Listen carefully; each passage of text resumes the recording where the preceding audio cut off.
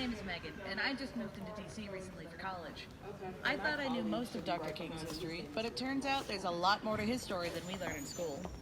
With this activity today, we'll be discovering some of my favorite little known facts I learned recently about MLK. When you're ready, press the start button. With the increased popularity of DC statehood, I have recently become obsessed with DC's Home Rule Act, as was MLK.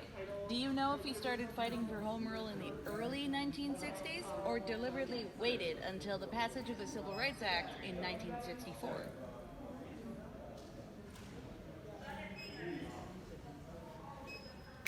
You almost got it. In the early 60s, MLK was still fully focused on pressuring the federal government to fight against racism and obtain basic rights for black citizens across the country, before turning his attention to the more specific fight of home rule. Everybody knows where to find the MLK Memorial in the National Mall, but not many know where in the city to find this mural of MLK. Do you think it's located in a federal building or a local library in DC? You got it!